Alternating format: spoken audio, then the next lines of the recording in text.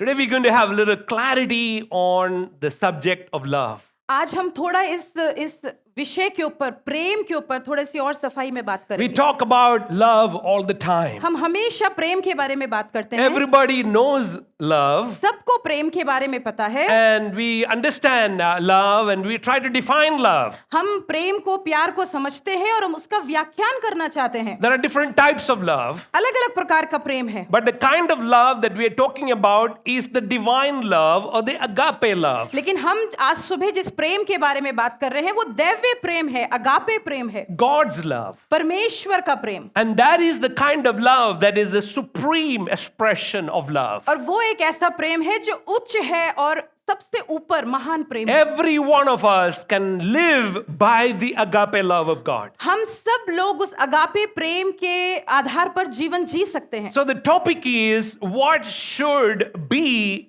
that love looking like? तो इसलिए आज सुबह का शीर्षक ये है कि प्रेम को कैसे दिखना चाहिए है। What is the culminating hallmark of a Christian? एक अंतिम, एक हॉलमार्क, एक चिन्ह क्या है एक मसीह जीवन में? What is the ultimate expression that marks out a Christian from everybody else? एक अंतिम, एक टिप्पणी सी क्या चीज वो हो सकती है जो एक विश्वासी के जीवन को बता सके? We do not have some kind of a thing that marks on our forehead that identifies us this or that. हमारे कोई माथे पे कोई ऐसा चिन्ह नहीं लगा हुआ है जिससे हम बता सकते हैं कि ये कि वो। But if there is to be a mark on your forehead, लेकिन अगर हमारे माथे पे कोई चिन्ह लगा हो, and that mark should be the agape love of God. तो वो जो चिन्ह है वो हमारा अगापे प्रेम का होना चाहिए है। You are known and marked by the love of God. हमारा जो चिन्ह है जीवन का वो परमेश्वर के प्रेम के द्वारा ही दिखाया And जाता so है। in 1 Corinthians chapter 13, इसलिए पहला कुरिन्थियों उसके 13वें अध्याय में verse 13, उसके 13वें पद में Paul the apostle says, now abide faith, hope, love, these three. यहाँ पर ऐसा लिखा है कि पर अब विश्वास, आशा, प्रेम ये तीनों स्थायी है, But the greatest of these is love. पर इनमें सबसे बड़ा प्रेम है। Faith is important, विश्वास जरूरी है, hope is important, आशा भी जरूरी है, but more than your faith, more than your hope, what is needed is love. विश्वास और आशा से बढ़कर हमको प्रेम की आवश्यकता है। If you are to prioritize the sequence of order of the most important hallmarks of a Christian life, faith is number 2, or hope is number 2, and love is number 1. तो इसीलिए जो है अगर हमें अपने विश्वास के बारे में उसका व्याख्यान देना है या उसकी प्राथमिकता देनी है तो सबसे पहले हमको प्रेम को प्राथमिकता देनी होगी। So my text is today from Philippians chapter 1. इसलिए आज सुबह मेरा जो एक परख है वो फिलिपियों की पत्री से है। Philippians chapter 1 verses 9 to 11 is our key text today. फिलिपियों की पत्री उसके पहले अध्याय से लेके 9 पद से लेके 11वें पद तक। But it's very important to know the context of any scripture that we're going to study. लेकिन जो भी हम अध्ययन करते हैं उससे पहले हमको उसके पहले का संदर्भ पता होना चाहिए है। Paul the apostle had a very special relation to the church at Philippi. फिलिपियों की कलीसिया में पौलुस का एक बहुत ही अच्छा लगाव था। You know what is the reason why Paul had a sentimental, emotional attachment to the Philippian church? आपको पता है फिलिपियों की कलीसिया से पौलुस का क्यों एक अलग सा लगाव था? If you look at chapter 1 verse 5, he tells the reason why. अगर हम पहले अध्याय के 5वें पद को देखें तो यहाँ कारण बताया गया है। Because of your partnership in the gospel from the first day until now. इसलिए कि तुम पहले दिन से लेकर आज तक सुसमाचार के फैलाने में मेरे सहभागी रहे हो। So the Philippian church had a loyal commitment to Paul the apostle and his ministry. इसलिए फिलिपी की कलीसिया के साथ पौलुस का जो है एक बहुत ही ईमानदारी का एक समर्पण था। They were praying for Paul. वो हमेशा पौलुस के लिए प्रार्थना They were करते थे। financially supporting Paul in his mission. वो आर्थिक रूप में उसके कार्य में, मिशन के कार्य में उसकी सहायता कर रहे थे। And because of this partnership, there was a relationship between the church and the pastor. और क्योंकि इन दोनों के बीच में एक एकता थी, इस कारण से वो एक मित्रता के साथ एक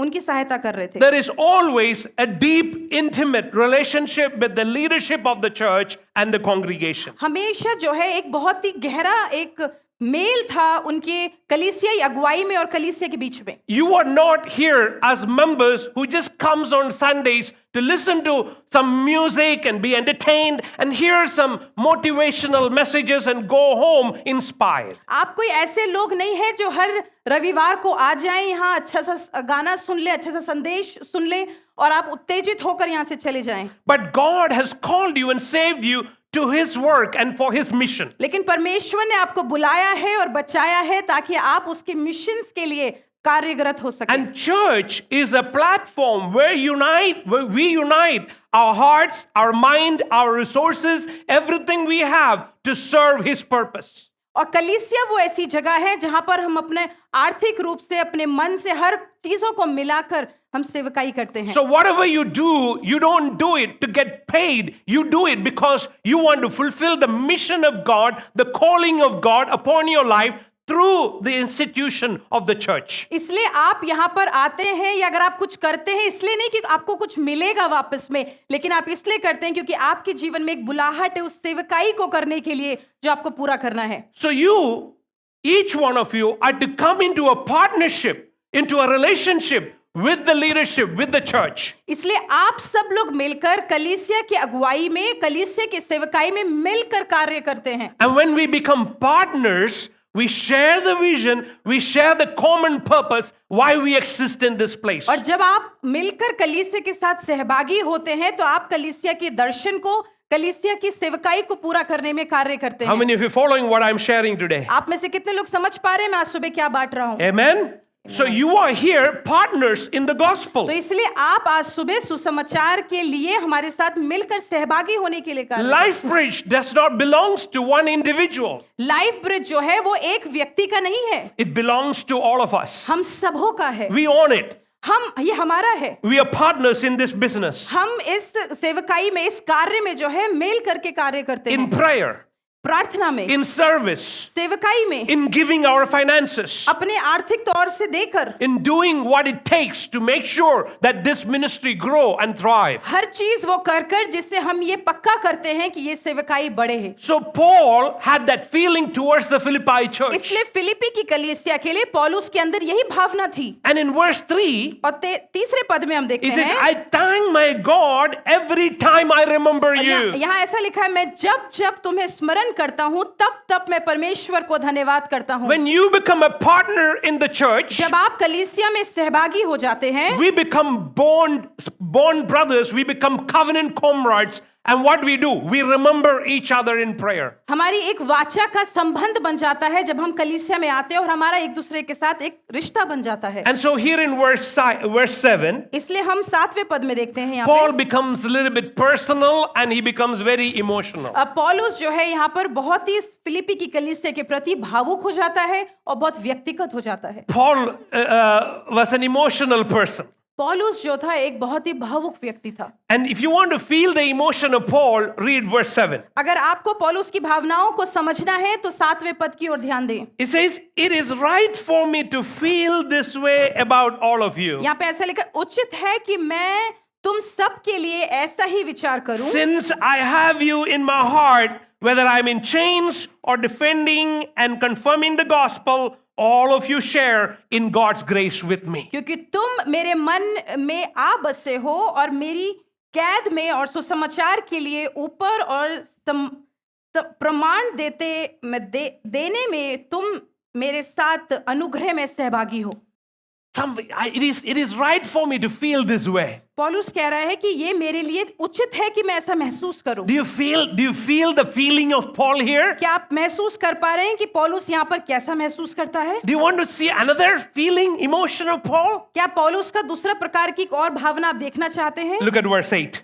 8वें पद को देखते हैं। God can testify how I long for all of you. इसमें परमेश्वर मेरा व्याह है कि ये मसीह यीशु की सी प्रीति करके तुम सभी की लालसा करता हूँ। Paul is saying, I yearn for you. मैं तुम्हारी लालसा करता हूँ, पौलुस कहता है। What does that mean? क्या कहना चाहता है पौलुस यहाँ? Why is it right for Paul to feel, I earned for you? क्यों पौलुस ऐसा ठीक है पौलुस के लिए कि वो महसूस करे कि वो लालसा रखता है, प्रीति रखता है। For me to long to see Amin, मेरे लिए ये प्रीति रखना कि मैं आमीन को देखूं, there has to be something of a chemistry between us, उसके लिए मेरे और उसके बीच में कुछ होना चाहिए, right? Otherwise, why should I care? नहीं तो मैं क्यों चिंता करूंगा, Right? For me to see my son, मेरे लिए मेरे बेटे को देखना, there has to be some chemistry. कुछ हमारे बीच में मेल होना चाहिए है। For Paul, the chemistry was this. पौलुस के लिए बात ये थी यहाँ पर, When he was in the prison, जब वो जेल खाने में था, who was with him? कौन था उसके साथ? The Philippian church. फिलिपी की कलीसिया पौलुस के They were साथ थी। praying for him. वो उसके लिए प्रार्थना They कर were रही थी, crying for him. वो उसके लिए रो रही थी। Friends, there has to be a relationship between one another. There has to be a chemistry that unites us together, that we feel like I need to see so and so. मित्रों, हमारे बीच में एक दूसरे के प्रति कुछ mail होना चाहिए जो हम एक दूसरे के प्रति महसूस करें। Amen? How many of you come to church so that, oh, I get to see so and so, I get to see so and so on weekend? आप में से कितने लोग कलीसिया में ये सोचकर आते हैं कि अरे मैं आज इसको देखूंगा, मैं उसको मिलूंगा? Yeah. Do you like miss when somebody is not here for a couple of weeks? क्या आप महसूस करते हैं कि कोई यहाँ पर नहीं है जब कोई नहीं आता कलीसिया में? Yeah. We have a couple of married bachelors in our church for the last couple of weeks. हमारे बीच में कई ऐसे जो पति पत्नी लोग हैं आजकल बैचलर्स बने हुए हैं, Because their wives has gone on summer holidays. क्योंकि उनकी पत्नियां जो है गर्मियों की छुट्टी पे गई So I हुई हैं। was asking Simon Bhai, do you miss your wife? When is she coming back? तो मैं साइमन भाई से पूछ रहा था कि आप अपनी पत्नी को याद कर रहे हैं? Our कब brother आएंगी वापस? here. हमारे भाई यहाँ पर। You see, when we don't see somebody that we know, we see every week, we miss them and say like, oh, I long to see you. जब हम हर हफ्ते किसी को देखते हैं और अगर वो ना आए तो हम उनको याद करते हैं। Amen? If I don't see Kumar's family here, I'm worried. जब मैं कुमार फैमिली को यहाँ नहीं देखता हूँ तो मैं बड़ा चिंता करता हूँ। When I don't see our brother Rohit, I'm worried. I'm thinking, where is he? जब मैं भाई रोहित को यहाँ कलीसिया में नहीं पाता तो मैं चिंता करता हूँ वो कहाँ चले गए। When I don't see Achal, I'm thinking, what happened to Achal this weekend? जब अचल भाई को मैं नहीं देखता कलीसिया में तो मैं सोचता हूँ कि वो कहाँ चले गए इस छुट्टी पे। Today I'm worried about what happened to Sam and Saba. They're not here. मैं आज सुबह सोच रहा हूँ कि भाई सैम और बहन सबा कहाँ चले गए हैं, वो यहाँ नहीं है। Yes? Have you thought about that? क्या आपने सोचा है इसके बारे में? It is that affection that we long for one another. ये वो प्रेम स्नेह है हमारे अंदर जो एक दूसरे के प्रति हम रखते हैं। As a pastor, एक पासवान होने के नाते Matt Chandler, he said like this. मैक चैलनर उन्होंने ऐसा कहा है, He considers the Philippians not just sheep in his care, but friends in heart. वो ऐसा सोचते हैं कि जो फिलिपी की कलीसिया है वो सिर्फ एक भेड़ नहीं है जिसकी चिंता करनी है, लेकिन ऐसा मित्र है जो दिल में रहता है। Pastor Paul and the people of the Philippian church were friends. Pastor Paul, जो पासवान पॉल थे और फिलिपी की जो कलीसिया थे वो लोग मित्र थे। Now, the Philippian church is not the perfect church. Philippi की कलीसिया एक सिद्ध कलीसिया नहीं They थी, had a lot of problems, उनमें बहुत सी समस्याएं भी थी, but they were a loving church. लेकिन वो बहुत ही एक प्रेमी कलीसिया And थी they loved Paul.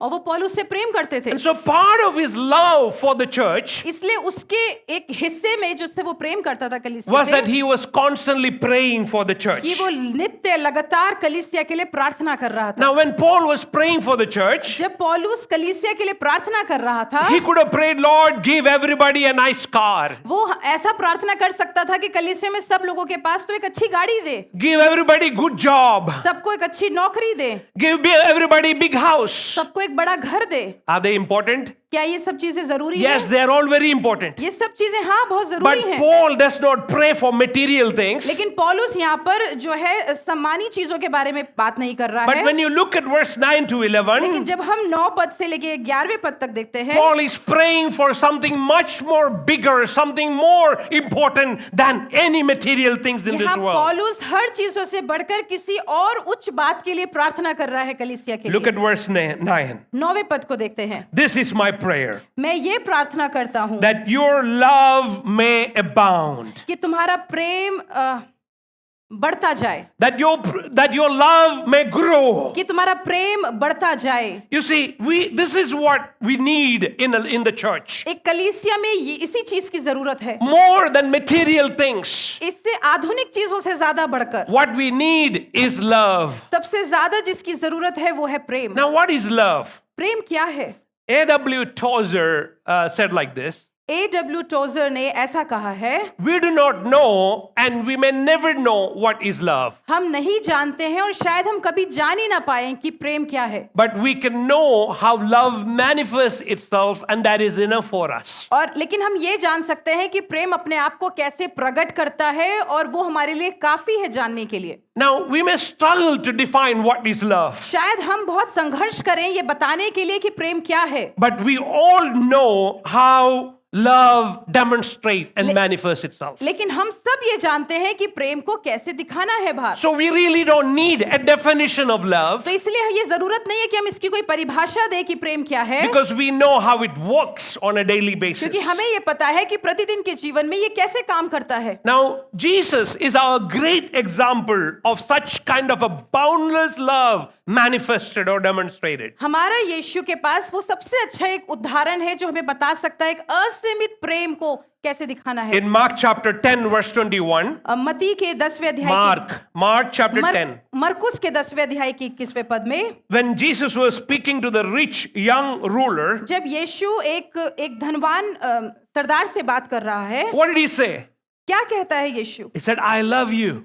यीशु ने उससे बोला मैं तुझसे प्रेम करता हूँ। He expressed his love to the rich young ruler. यीशु ने उस गुरु से जो जवान था उससे बोला कि मैं तुझसे प्रेम करता He हूँ। told him that Jesus loved him. यीशु ने उससे कहा कि वो उससे प्रेम करता है। Matthew chapter 9 verse 36. मत्ती का 9वां अध्याय का उसका 36वां पद, Jesus was preaching to the crowds यीशु जो है भीड़ से प्रचार कर रहा था and he had compassion on them और यीशु को उनके ऊपर तरस आया because they were like sheep without a shepherd. क्योंकि वो ऐसी भेड़ें थी जिनका कोई रखवाला नहीं था। And so why did he move with compassion on the crowd? तो यीशु को क्यों उस भीड़ के ऊपर तरस आया? Because his heart was longing towards them in love. क्योंकि यीशु का दिल उन लोगों के प्रति प्रेम में जा रहा था। One of the biggest demonstration of his love सबसे बड़ा प्रेम का प्रगटीकरण जो यीशु in का John है chapter 11 verse 35. वो यूहन्ना की सुसमाचार उसका 11वां अध्याय का 35वां पद, John chapter 11 35. यूहन्ना का सुसमाचार 11वें अध्याय का 35वां पद। How did he demonstrate love? यहाँ पर यीशु ने अपना प्रेम कैसे दिखाया? He wept at the death of Lazarus. यीशु रोया लाजर की मृत्यु के ऊपर। Amen. His heart was moved with love so much that he wept. यीशु का दिल इतना ज्यादा भर आया प्रेम में कि यीशु लाजर की मृत्यु के ऊपर रोया। So he did not just feel affection of love, यीशु ने सिर्फ ऐसा महसूस नहीं किया एक प्रेम को, he displayed the love. लेकिन यीशु ने उस प्रेम को प्रकट किया, दिखाया। He demonstrated it through action and deeds. उसने कार्यों के द्वारा उसको कर क्रिया में दिखाया। And these examples are completely overshadowed by everything that Jesus did on the cross. और कई बार ये जो है जो सारी वो चीजें उस यीशु ने जो मृत्यु उस क्रूस पर सही उसके ऊपर ढाप देता है।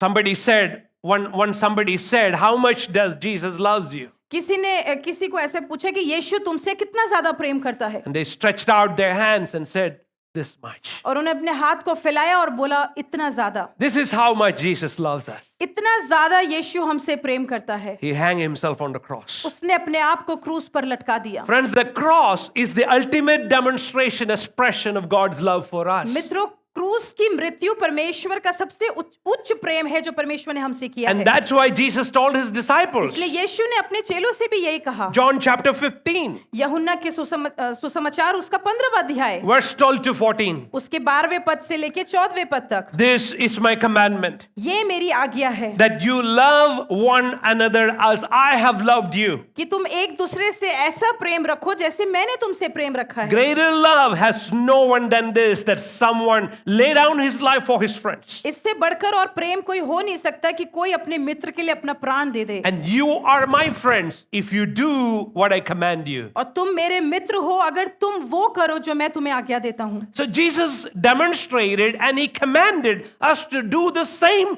expression of love that Jesus did on the cross. इसलिए यीशु ने उस प्रेम का प्रगटीकरण किया और वो हमसे आज्ञा देता है वो हमको कि हम भी वैसी ही प्रेम दिखाएं। So Paul is basing his prayer for the Philippian church based on the theology of love demonstrated by Jesus on the cross. इसलिए पौलुस जो है फिलिपी की कलीसिया को वही प्रेम प्रकट कर रहा है जो मसीह ने हमसे प्रेम प्रकट किया So है। let's look back to Philippians chapter 1 verse 9 onwards. इसलिए वापस फिलिपियों की पत्री उसके पहले अध्याय में आ जाते And हैं। we're going to look at 4 attributes of what love should be. इसलिए हम 4 गुणों को देखने जा रहे हैं, ऐसी वो बातें जो प्रेम कैसा होना चाहिए वो दिखाए। I pray that you will listen to this, you will take it to your heart, and you will live by this kind of love. मेरी ये प्रार्थना है कि आप इसको ध्यान से सुनेंगे, अपने हृदय में ले लेंगे और इसके अनुसार चलेंगे। First and foremost, सबसे पहली बात, our love should be plentiful.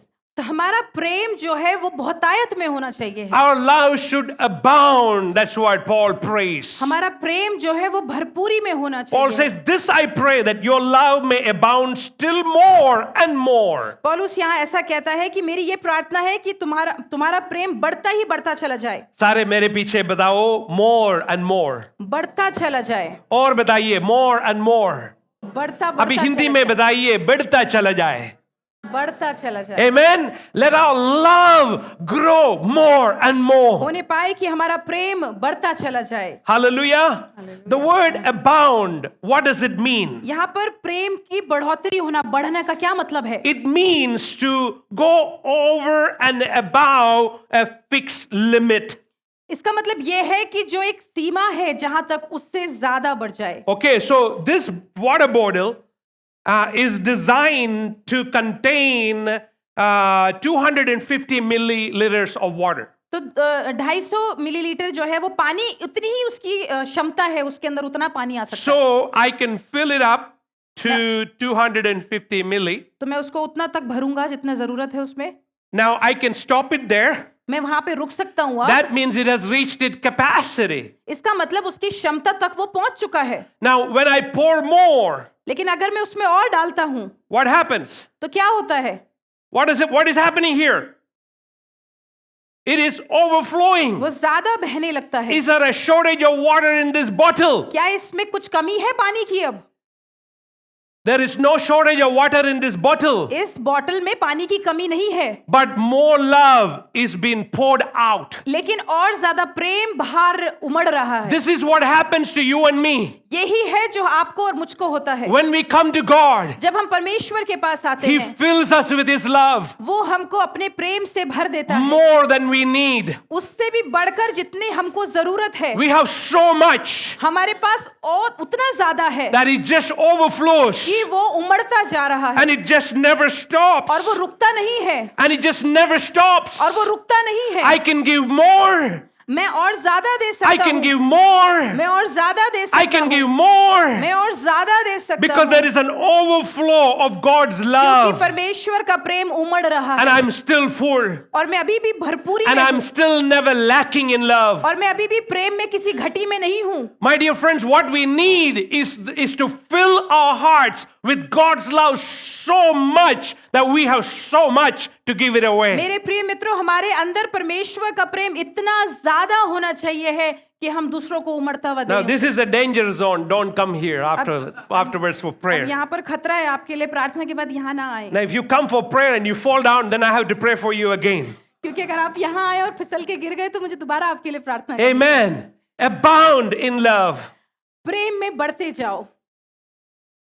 And so it means to overflow. तो इसका मतलब यह है कि आप उमड़ते जा रहे हैं प्रेम में। As I mentioned, I grew up in a village where we had a river that flew through our property. जैसे मैं आपको बताता हूँ कि मैं एक ऐसी जगह में पला बड़ा जहाँ पर एक नदी बहती थी हमारी प्रॉपर्टी पे। And every time monsoon season comes, what happens? The river overflows and water brims over the river to the property on both sides. और जब भी बारिश का समय आता था तो वो नदी पानी से लबालब भर जाती थी और बाहर बहने लगती थी। So who I would think, will have such perfect love that overflows, that there is more and more grace and love to give. तो आपको क्या लगता है कि हमको परमेश्वर के प्रेम से कितना भरते जाना है कि हम और भी ज्यादा दे सकें? Jesus had that kind of love to give it away. यीशु के अंदर वैसा प्रकार का प्रेम था कि वो लोगों को देता था. And the church that was born out of this love that Jesus demonstrated had that kind of love, the book of Acts. और कलीसिया प्रेरितों के काम की पुस्तक में जो कलीसिया का जो निर्माण हुआ, उत्पत्ति हुई, उनके अंदर भी वैसा ही प्रेम The था. culture of that church was a gospel culture that was based on love. जो संस्कृति वो कलीसिया रखती थी, वो सुसमाचार की संस्कृति थी. Jesus said in John chapter 13 verse 35. यूहन्ना की सुसमाचार उसके 13वें अध्याय के 35वें पद में यहाँ पे यीशु ऐसा कहता By है, this all people will know that you are my disciples. इसके द्वारा सब लोग ये जान लेंगे कि तुम मेरे चेले हो, That you have love for one another. कि तुम्हारे अंदर आपसी प्रेम है. Hallelujah. Now, not all churches have this kind of love. तो सारी कलीसियाओं के अंदर हम देखते हैं कि ऐसी प्रकार का प्रेम नहीं होता. I have heard that some people have got hurt in the local church. मैंने कई बार सुना है कि स्थानीय कलीसिया में लोगों ने कई बार चोट पहुंची है लोगों को. Because when they came to church, people judged them. क्योंकि जब वो कलीसिया में आए तो लोगों ने उनका न्याय किया. People judged them for their color. क्योंकि उन लोगों ने उनका न्याय किया क्योंकि वो अपने आप को ढांकते हैं. People have judged them for their height or their skin color or their language. कई बार लोगों ने उनको इसलिए उनका न्याय किया ये सोचकर कि उनका कद ज्यादा है या उनका रंग ऐसा है या उनकी भाषा ऐसी है. And you find in some churches there are far too many people who are judgmental. इसलिए आपने देखा होगा कई कलीसियां ऐसी हैं जहां पर लोग बहुत ज्यादा न्याय करते हैं दूसरे And लोगों का. relationships are very fragile. और जो रिश्ते एक दूसरे के बीच में बहुत कमजोर हैं. And so in that kind of an environment, sharing your story with somebody or sharing your life with somebody is not very easy. और ऐसे वातावरण में अपनी कहानी अपने बारे में किसी को बताना बड़ा ही मुश्किल हो जाता है. And so the moment you start sharing your life, it become a problem. और जैसे ही आप अपनी कहानी को अपने जीवन को किसी से बांटने लगते हैं तो वो परेशानी बन जाती है. But my dear friends, it doesn't have to be like that in the local church. लेकिन मेरे प्रिय मित्रों, हमारी स्थानीय कलीसिया में ऐसा नहीं होना चाहिए. When we open our doors and people come in, we need to be able to love everybody, love people of all kinds. जब हमारी कलीसिया में लोग आते हैं, दरवाजे खुलते हैं, तो हमको हर प्रकार के लोगों से वैसे ही प्रेम रखना है. Amen. We may have a guy who walks in with full of tattoos on his body. शायद हमारे कलीसिया में कोई ऐसा व्यक्ति आ जाए जिसने अपने पूरे शरीर में टैटू बना रखे हैं. Should we love that person or hate that person? क्या हमको उस व्यक्ति से प्रेम करना है या घृणा करनी है? Or should we keep away from that person? और क्या हमको अपने आप को उस व्यक्ति से अलग कर लेना है? No, we should love all people. हमको हर प्रकार के लोगों से प्रेम करना My है. dear friends, what we should hate is not people. What we should hate is sin. हमको क्या करना है प्रिय मित्रों? हमको लोगों से घृणा नहीं रखनी है, हमको पाप से घृणा करनी है. Let me say that again. We should not hate people, but we should hate sin. हमको लोगों से घृणा नहीं रखनी है, हमको उस पाप से घृणा करनी है. So Jesus wants our church and our place to be a place where we love everybody. तो यीशु चाहता है कि हमारा कलीसिया वो स्थान हो जहां पर हम एक दूसरे से सबसे प्रेम करें. Is love the first factor you see here at Life Bridge? क्या लाइफ ब्रिज वो स्थान है जहां पर आप सबसे पहली चीज वो कारण प्रेम देखते हैं? God gave church no substitute for love. परमेश्वर ने कलीसिया के लिए प्रेम की जगह पे कुछ और चीज नहीं दी है. Amen. You came here, we have air conditioning, आप यहाँ पर आए और यहाँ पर एसी है, we have good chairs, अच्छी सी we कुर्सियां have a हैं, good environment to worship. यहाँ पे बहुत ही अच्छा वातावरण है But आराधना is करने के लिए. that a replacement for love? क्या ये चीज प्रेम को बदल सकता है? If there is no love here, will you come back to this place? क्या अगर प्रेम यहाँ पर नहीं है तो क्या वापस आएंगे लौटकर इस जगह में? Nobody will come here. कोई भी नहीं आएगा यहाँ. Our music is not a replacement for love. हमारा संगीत उस प्रेम को बदल नहीं सकता The है. technology is not a replacement for love. यहाँ पर जो तकनीकी चीजें हैं वो उस प्रेम को बदल नहीं सकती My है. dear friends, we need to understand the main thing as the main thing. मेरे प्रिय मित्रों, हम लोगों को जो महत्वपूर्ण चीज है उसको महत्वपूर्ण जैसे What समझना है. destroys the church is the lack of love among the people. कलीसिया को आज सबसे ज्यादा जो नष्ट कर रही, खराब कर रही है, वो है प्रेम की कमी. D.L. Moody said like this: DL Moody ने ऐसा कहा है, there is no use trying to do church work without love. उन्होंने ऐसा कहा है, कलीसिया का काम करने के लिए उसका कुछ काम नहीं बनता अगर हमारे अंदर प्रेम नहीं है। A doctor, a lawyer may do good work without love. एक डॉक्टर जो है और एक वकील जो है वो अपना अच्छा काम कर सकता है बिना प्रेम के, But God's work cannot be done without love. लेकिन परमेश्वर का कार्य बिना प्रेम के नहीं हो सकता। How powerful is that? कितना सामर्थ्य है ये बात। You cannot serve God without loving people. हम परमेश्वर की सेवकाई नहीं कर सकते बिना लोगों से प्रेम I करके। want you to think about your own love for other people. मैं चाहता हूं कि आप अपने लिए सोचें कि आप दूसरों से कैसा प्रेम रखते Think हैं। about your love for your friends. अपने प्रेम के बारे में सोचें जो आप अपने मित्रों से रखते हैं। Think about your love for your parents. अपने प्रेम के बारे में सोचें जो आप अपने माता पिता से रखते Think हैं। about your love for your children.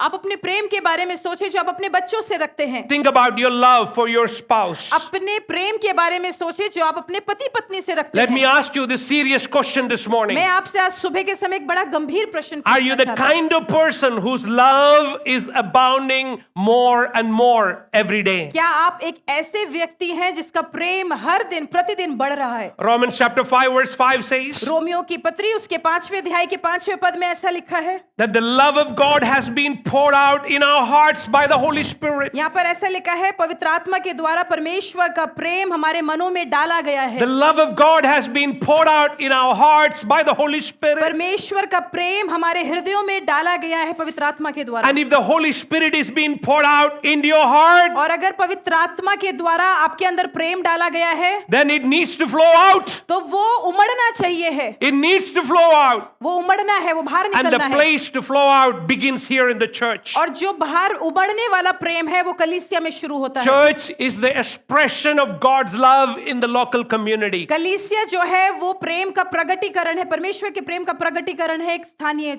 जगह में। Amen. A church is a place where we demonstrate the love of God. कलीसिया वो स्थान है जहां पर हम परमेश्वर के प्रेम को प्रकट करते हैं। Secondly, दूसरी बात, Paul is praying for the Philippian church. पौलुस जो है वो फिलिपी की कलीसिया के लिए प्रार्थना कर रहा है। Number one, that they will abound in love. सबसे पहली बात कि वो प्रेम में बढ़ते जाएं, That they will be plenty of love. कि वो बहुतायत में उनका प्रेम बढ़ता जाए। Now Paul is praying अब पौलुस ये प्रार्थना कर रहा है that your love may abound still more and more in the knowledge and all discernment. और यहाँ पर पौलुस ऐसा कह रहा है कि तुम्हारा प्रेम हर प्रकार से ज्ञान में और प्रकार से विवेक में बढ़ता चला जाए। My dear friends, our love should be perceptive. हमारा प्रेम जो है मेरे प्रिय मित्रों वो एक जानने वाला होना चाहिए। Love needs to flow within those two river banks. हमारे जीवन में प्रेम जो है वो एक दो प्रकार की नदियों के समान बहना चाहिए है। What are the two river banks? वो दो नदी के किनारे क्या हैं? One is the river bank of knowledge, एक जो है वो ज्ञान का किनारा है and one is the river bank of discernment. और दूसरा एक किनारा है परखने का। Everybody say knowledge. सब लोग बोलें ज्ञान। Everybody say discernment. दूसरी बात है हमारा विवेक। Love is knowledge and discernment. प्रेम जो है वो ज्ञान है और विवेक है, Now- परखना। Now, we have been raised in an understanding or a theology of love that is said to be blind. हम लोग ऐसे उस समझ में बड़े हुए हैं जहाँ पे हम ये समझते हैं कि प्रेम अंधा है। A lot of people say love is blind. कई लोग बोलते हैं प्रेम अंधा है। Love is not blind. प्रेम अंधा नहीं है। Love is intelligent. Love is wisdom. Love is knowledge. Love is discerning. प्रेम जो है अंधा नहीं है, लेकिन वो बुद्धि है, वो ज्ञान है, वो परखने की शक्ति The है। word knowledge means a personal knowledge of God. यहाँ पर जो ज्ञान शब्द है वो ये है कि हमारा व्यक्तिगत ज्ञान परमेश्वर के प्रति, A mature understanding of the gospel. एक परिपक्व समझ जो परमेश्वर के सुसमाचार के प्रति है। The more reason we find to love God, जितना ज्यादा कारण हम जान पाते हैं परमेश्वर को प्रेम करने का, and that understanding of God makes us love God more and more, और वो समझ जो परमेश्वर की है हमारे अंदर, वो हमको मदद करती कि हम ज्यादा परमेश्वर से प्रेम करें। this knowledge of God makes us want to fellowship with God, परमेश्वर के प्रति वो ज्ञान हमको अनुग्रह मदद करता है कि हम और उससे संगति करें। and this knowledge of God tells us how we must use knowledge and understanding to express love to others. और ये ज्ञान हमारी मदद करता है कि वो हमें बुद्धि दे कि हमको दूसरों से कैसे प्रेम करना है। Hallelujah. And so the degree to which you love God is the degree by which you love others. इसलिए जितनी मात्रा में आप परमेश्वर से प्रेम करते हैं उतनी ही मात्रा में हमें लोगों से भी प्रेम करना है। Have you ever noticed the most godly people in your life? कभी आप लोगों ने ऐसे लोगों से अपने जीवन में देखा है कि जो लोग बहुत ही ज्यादा आत्मिक लोग हैं? Think about the most godly person that you know. ऐसे उस व्यक्ति के बारे में सोचें जो बहुत ही ज्यादा आत्मिक है। What stands out to you about them? उस व्यक्ति के बारे में आप क्या एक अलग सी बात बोल सकते हैं? They are very loving people. वो बहुत ही ज्यादा प्रेमी लोग होते They हैं। love people, वो लोगों से प्रेम करते हैं। right? The most godly people are the most loving people. जो सबसे ज्यादा परमेश्वर या आत्मिक लोग होते हैं वो ज्यादा प्रेमी लोग होते हैं। So if you don't understand God's love and has knowledge of God's love, अगर आपको परमेश्वर के प्रेम की समझ नहीं है तो then you are not able to demonstrate that. आप उस प्रेम को दिखा ही नहीं सकते हैं Now बाहर। this has consequence. When you understand this, it has consequences. जब आप इस चीज को समझते हैं तो इसका एक परिणाम है। Paul is right. पौलुस सही कहता है। We will never really understand someone we don't love. हम कभी भी एक व्यक्ति को नहीं समझ सकते जिससे हमने प्रेम ही नहीं किया है कभी। Hello? We will never understand someone we don't love. हम कभी भी एक व्यक्ति को नहीं समझ सकते जिसको हमने प्रेम नहीं किया है If कभी। you don't love God, अगर आप परमेश्वर से प्रेम नहीं करते you will हैं, not understand God. आप परमेश्वर को नहीं समझ सकते हैं। You will never understand your wife आप कभी भी अपनी पत्नी को समझ नहीं सकते हैं if you don't love your wife. अगर आप अपनी पत्नी से प्रेम नहीं करते हैं। Hello? If you don't love your husband, अगर आप अपने पति से प्रेम नहीं करते हैं you will never understand him. आप कभी भी उनको समझ नहीं पाएंगे। The same goes to parents and children. यही चीज बच्चों के लिए भी है, माँ बाप के लिए भी है। We only understand and really understand what we love. हम तभी समझ सकते हैं उस चीज को जब हम प्रेम को समझते हैं। That means if you're having trouble in understanding someone इसका मतलब ये है कि अगर हमको किसी को समझने के लिए मुश्किल हो रही है and you are constantly asking this question, why on earth is he doing like that? और अगर आप बार बार ये प्रश्न पूछ रहे हैं कि ये व्यक्ति ऐसा क्यों कर रहा है मेरे The साथ, first step you need to do सबसे पहला कदम जो आपको ये करना है is to ask God to love him or her through you. आपको ये करना है कि आपके द्वारा आपको परमेश्वर से ये बोलना है कि आपके द्वारा परमेश्वर उससे प्रेम दिखाए। Pray for that person. उस व्यक्ति के लिए प्रार्थना करें। Instead of speaking negative things about that person, उस व्यक्ति के विरुद्ध में नकारात्मक बातें बोलने से start ज्यादा speaking positive things about that उस person. व्यक्ति के बारे में सकारात्मक बातें बोलना शुरू करें। Start doing good to that person. उस व्यक्ति के लिए कुछ अच्छा करना शुरू करें। Hello? Can we start doing good to somebody who has done evil things to us? क्या हम कुछ व्यक्ति के लिए ऐसा अच्छा कर सकते हैं जिसने हमारे लिए बुरा किया? Surprise those people who do evil things to you by doing good to them. उन लोगों को अचंभित करें जो लोग आपके लिए बुरा करते हैं। When you start doing that, you start understanding that person better. जब आप ऐसा करते हैं तो आप उस व्यक्ति को और भी अच्छे से समझने लगते हैं। So knowledge is very important. इसलिए ज्ञान बहुत जरूरी है। And the second component of that is और discernment. दूसरी बात यह है कि परखने की शक्ति। This word discernment is a Greek word used only here in the New Testament. नए नियम में सिर्फ यहाँ पर ये शब्द परख यहाँ पर इस्तेमाल हुआ है। But the same word is used 22 times in the Old Testament, लेकिन पुराने नियम में यही शब्द 22 बार इस्तेमाल हुआ है। which gives us the insight of the importance of what Paul means here. और यहाँ पर हमको ये समझने के लिए ये मदद करता है कि पौलुस यहाँ क्या कहना चाह रहा है। That means to be able to love, you need to be able to discern what is right and what is wrong. इसलिए यहाँ पर पौलुस ये बोलना चाह रहा है अगर हमको किसी से प्रेम करना है तो हमारे अंदर परखने की शक्ति होनी है कि सही क्या है और गलत। Why is many young people today falling into the trap of homosexuality or lesbianism? क्यों आज के समय में जवान लोग जो है वो समलैंगिकता के परेशानी में पड़ रहे हैं? There's a whole community now that is formed. एक पूरा एक समुदाय सा है जो बन चुका है। It's very active even here in India. ये बहुत ही ज्यादा तीव्र तरह से भारत में भी बढ़ रहा है। Hello, am I right? All right, why is this community growing? क्यों ये समुदाय बढ़ रहा है? Because there is a generation of young people who have not experienced love in their life. क्योंकि ऐसी एक पीढ़ी है जिन्होंने अपने दिल में कभी भी प्रेम को अनुभव नहीं किया है। Now, there is a community that now accept them and says, I love you. अब ऐसा एक समुदाय है जो उनसे कहता है कि मैं तुमसे प्रेम करता हूँ And I'm willing to do anything for you. और मैं तुम्हारे लिए कुछ भी कर सकता हूँ. And they are now tied and now in this community where they feel they are getting all the love they need. और इस कारण से वो अपने आप को उस समुदाय से बांध चुके हैं ये सोचकर कि हमको सारा प्रेम यहीं से मिलता है. So the growth of these communities is a serious question mark to the very existence of the church. इसलिए कलीसिया में ऐसी समुदाय का बढ़ना जो है वो कलीसिया के लिए can you repeat again?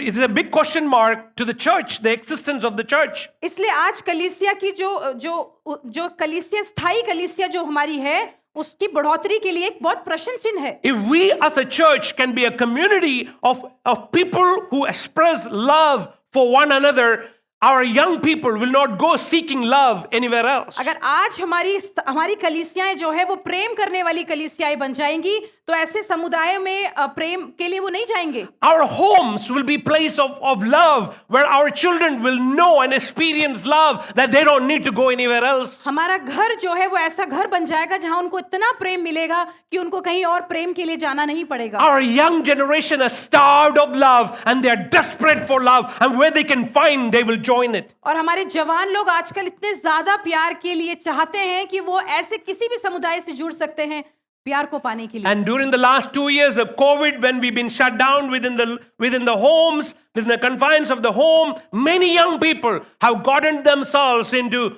games and communities of games where they are now loyal comrades and covenant partners in the game industry that they forgot the rest of the world, their own mom and dad, they don't know. 2 सालों में जवान लोग इतने ज्यादा Covid के time में अपने घर में बंद हो चुके थे कि उन लोगों ने अपने आप को ऐसे समुदायों से जोड़ लिया जहां पर उन्होंने उनके साथ पक्के रिश्ते बना लिए हैं और वो अपने माता पिता को भी भूल चुके हैं. And they feel they belong.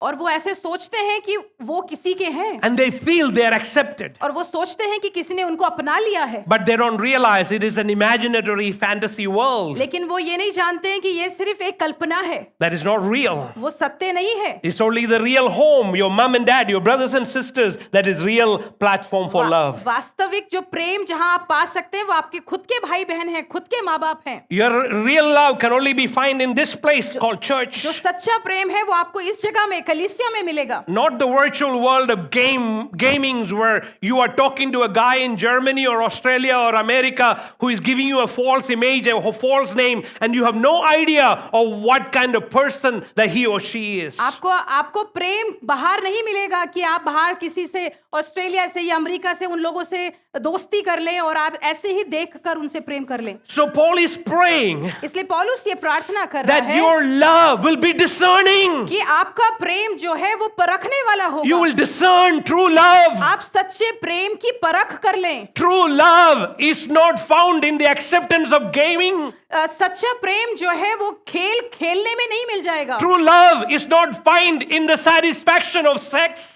सच्चा प्रेम आपको यौन संबंध में नहीं मिल जाएगा. Hallelujah.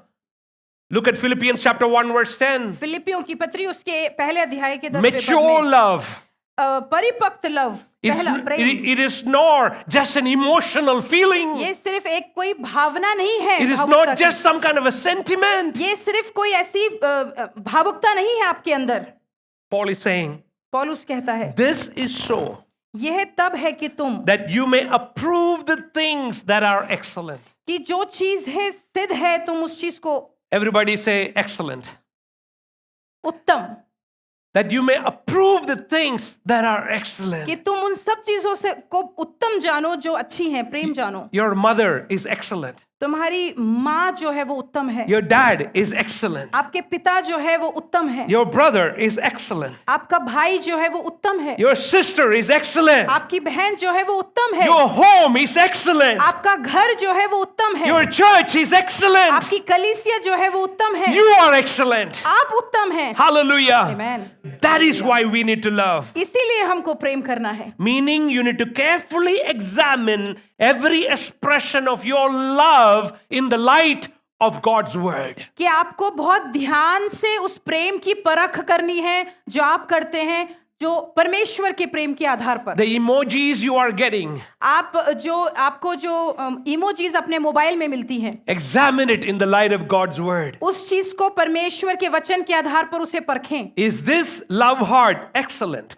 क्या वो जो दिल का जो चिन्ह है वो क्या उत्तम है? Is this love heart genuine? क्या वो दिल का जो चिन्ह है वो सच्चा है? Does the Bible prohibit this love? क्या परमेश्वर बाइबल में उस चीज को नकारता है? A girl and a girl hugging each other and showing love. Does the Bible accept it or not? क्या बाइबल इस चीज को क्या स्वीकार करती है कि एक लड़की से गले मिले? Hello? You may say they are loving.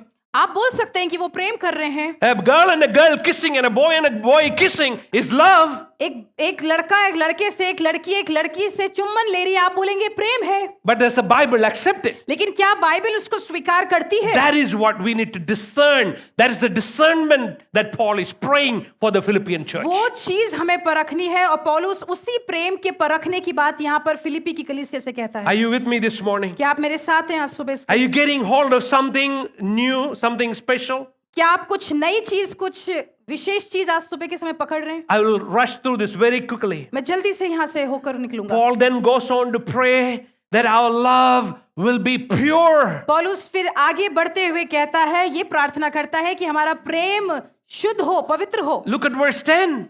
10वें पद को देखते हैं। That you may be sincere and without offense till the day of Christ. कि तुम मसीह के दिन तक सच्चे बने रहो और ठोकर ना खाओ। Hallelujah. Amen. That you may be sincere. कि तुम सच्चे बने That रहो, you may be pure. कि तुम पवित्र बने रहो। The idea here is to make sure your love is not phony. यहाँ पर क्या विचार है कि आपका प्रेम जो है वो झूठा नहीं होना चाहिए। Romans chapter 12 verse 9. रोमियो की पत्री उसके 12वें अध्याय का 9वां It पद, says, let love be without hypocrisy. यहाँ पे ऐसा लिखा है कि तुम्हारा प्रेम 9वें पद में तुम्हारा प्रेम निष्कपट हो।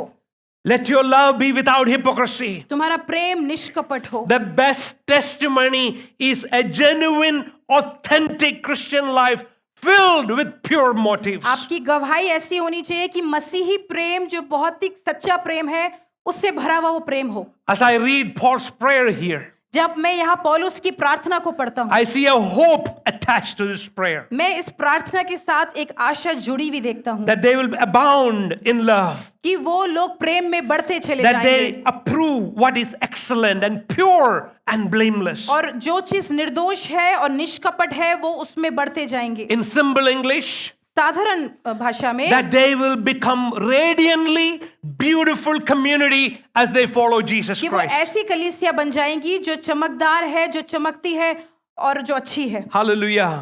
यीशु मसीह में हम क्या करेंगे? सुंदर बनेंगे, खूबसूरत बनेंगे। Hallelujah. और finally, the fourth love should be. आखिरी बात, जो चौथी बात है, वो हमारा प्रेम ऐसा होना चाहिए, It should be purposeful. उसका उद्देश्य होना चाहिए। Verse 11 11वां पद says, being filled with the fruits of righteousness. यहाँ पर ऐसा लिखा है कि तुम और धार्मिकता के फल से जो मसीह यीशु के द्वारा होता है भरपूर होते जाओ। Being filled with the fruits of righteousness which are by Jesus to the glory and praise of God. धार्मिकता के फलों से भरपूर होते जाओ परमेश्वर की महिमा और स्तुति होने के लिए। Now, we are not going to waste this love. और ये मतलब है यहाँ पर कि हम अपना प्रेम जो है व्यर्थ नहीं गवाएंगे। There is a purpose उसका उद्देश्य है that this is being poured out. क्योंकि वो उमड़ा जा रहा है। This love is being poured into people. ये प्रेम जो उमड़ रहा है वो लोगों के अंदर डाला जा रहा I है। pour out my life, my love to Jonathan, मैं अपना प्रेम जो है वो जोनाथन के ऊपर to Suresh, तो सुरेश भाई के ऊपर, to one another. एक दूसरे के प्रति What are we doing? हम क्या कर रहे हैं? That God and His love is growing in that person कि परमेश्वर और परमेश्वर के प्रति प्रेम जो है वो उसके अंदर बढ़ रहा to है, the glory and praise of God. परमेश्वर की महिमा और स्तुति के लिए। If I abound in love अगर मैं प्रेम में बढ़ता हूँ and I serve in love और मैं प्रेम में सेवकाई and करता God हूँ is using me, और परमेश्वर मुझे इस्तेमाल कर रहा it है, is not for my वो glory, मेरी महिमा के लिए नहीं it है, is for the glory of वो God. परमेश्वर की महिमा के लिए There है। is a purpose behind God filling me with His love. ये उद्देश्य है कि परमेश्वर अपने प्रेम से मुझे भर रहा है। Hallelujah. God gave you His love. परमेश्वर ने आपको उसका प्रेम दिया। How many of you feel the love of God? आप में से कितने लोग परमेश्वर के प्रेम को It महसूस is not करते हैं? for you to just keep it to yourself. ये सिर्फ आपके पास अपने आप के रखने के It लिए is to नहीं be है, used for the glory of God. वो इस्तेमाल होना है परमेश्वर की महिमा के लिए। Hallelujah. Hallelujah. Hallelujah. Amen. Revelation chapter 4 verse 11. प्रेरितों के काम की प्रकाशित वाक्य की पुस्तक उसके 3 The अध्याय। purpose of all love सारे प्रेम का उद्देश्य क्या है? to glorify God. कि हम परमेश्वर की महिमा The करें। purpose of everything we do. सब चीजों का उद्देश्य जो हम करते हैं, Look at Revelation chapter 4 verse 11. 4 अध्याय का 11वां पद। Is to glorify God. हे हमारे प्रभु और परमेश्वर, तू ही महिमा और आदर और सामर्थ के योग्य है, क्योंकि तू ही ने सब वस्तुएं रची और वो तेरी ही इच्छा से थी और रचाई गई। Everything is for सब कुछ the glory of God. परमेश्वर की महिमा के लिए है। Amen. Amen. आमीन। Your life is for the glory of God. आपका जीवन परमेश्वर की महिमा के लिए है। One more verse, 1 Corinthians chapter 10 verse 31 पहला कुरिन्थियों उसका 10वां अध्याय और 35. 1 Corinthians chapter 10 verse 31. पहला कुरिन्थियों उसका 10वां अध्याय उसका 31वां पद। Say it with me. Say it with me in English. Are you ready? मेरे साथ कहें इसे। Whether you eat, चाहे तुम खाओ, सारे बोलो, all of you. Whether you eat or drink or whatever you do all to the glory of God. Wow. So when we love, इसलिए जब हम प्रेम करते हैं, हम क्यों करते हैं? क्यों करते हैं? What do we love? क्यों हम प्रेम करते हैं? Why do we love those unlovable people? जिन लोगों को प्रेम नहीं मिला, अगर हम उनसे प्रेम करते हैं तो हम क्यों करते हैं? Why do we love our enemies? क्यों अपने दुश्मनों से प्रेम करते हैं? Why do we love our neighbor? हम अपने पड़ोसी से क्यों प्रेम करते हैं? For the glory of God. परमेश्वर की महिमा के लिए। Let's all stand to our feet. आइए अपने स्थानों पे खड़े हो जाएं। The ultimate test of your expression of love, whether it is mature love or immature love, आपका जो एक अंतिम जो एक प्रेम है परमेश्वर के प्रति, अगर आपका प्रेम प्रभु में मजबूत है और बढ़ रहे हैं, उसका चिन्ह है, यही है. This is the sign that demonstrate that your expression of love is mature. आप अपने प्रेम के द्वारा ये चिन्ह दिखाते हैं कि आपका प्रेम जो है वो परिपक्व है। Does it glorify Jesus Christ? क्या वो यीशु की महिमा करता है? If it does, अगर वो करता है, then everyone around us तो फिर सब लोग जो हमारे चारों तरफ हैं, is going to be loved. सब लोगों को प्रेम मिलेगा। We're going to stick together हम लोग एक दूसरे से चिपके रहेंगे, जुड़े रहेंगे in a very good way. बहुत अच्छी तरह से, And God is going to get the glory. और परमेश्वर को महिमा मिलेगी। In this church, God has called you to be part of this church. इस कलीसिया में आपको परमेश्वर ने बुलाया है कि आप इस कलीसिया का हिस्सा बने। Together, we can do something big and powerful for God. मिलकर हम कुछ चीज बड़ा और सामर्थी कर सकते हैं। How many of you will choose to love? आप में से कितने लोग चुनाव करेंगे प्रेम करने का? Say, Lord, I want to love like you love. परमेश्वर, मैं वैसे ही प्रेम करना चाहता हूँ जैसे तूने प्रेम किया है। Love in such a way that your name will be glorified. ऐसे प्रेम करना चाहता हूँ कि मैं तेरे नाम की महिमा हो।